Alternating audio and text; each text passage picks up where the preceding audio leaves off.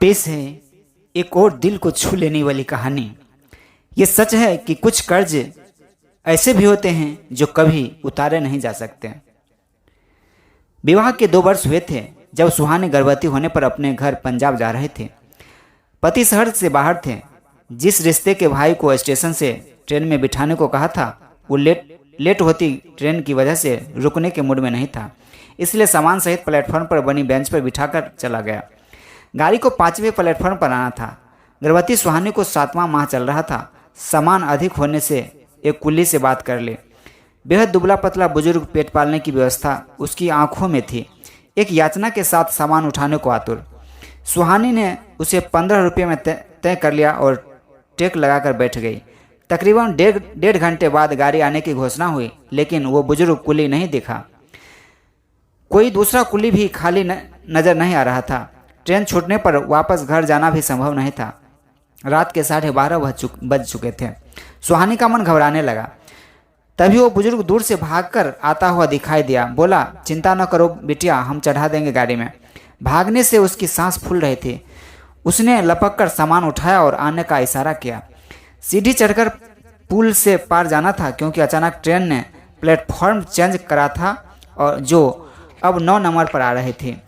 वो सांस फूलने से धीरे धीरे चल रहा था और सुहानी भी तेज चलने की हालत में न थी। गाड़ी ने सीटी दे दी। भागकर अपना स्लीपर कोच का डब्बा ढूंढा। डिब्बा प्लेटफॉर्म खत्म होने के बाद इंजन के पास था। वहाँ प्लेटफॉर्म की लाइट भी नहीं थी और वहाँ से चढ़ना भी बहुत मुश्किल था। सुहानी पलटकर उसे आते हुए देख ट्रेन में चढ़ गई। तुरंत ट्रेन रेंगने लगी। कुली अभी दौड़ ही रहा था। हिम्मत करके उसने एक सामान रेलगाड़ी के पायदान के पास रख दिया। अब आगे बिल्कुल अंधेरा था। जब तक सुहानी ने हड़बड़ाए कांपते हाथों से 10 का और 5 का नोट निकाला, तब तक कुली की हथेली दूर हो चुकी थी।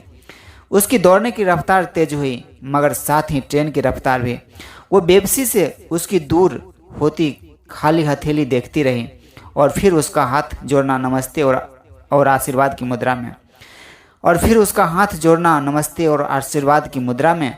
उसकी गरीबी, उसका पेट, उसकी मेहनत, उसका सहयोग सब एक साथ सुहानी की आंखों में कौंध गए। उस घटना के बाद सुहानी डिलीवरी के बाद दोबारा स्टेशन पर उस बुजुर्ग कुली को खोजती रही, मगर वो कभी दोबारा नहीं मिला। आज वो जगह दान आदि करती है, मगर आज तक कोई भी दान वो कर्जा नहीं उतार पाया। उस रात उस बुजुर्ग की कर्मठ हथेली ने किया था।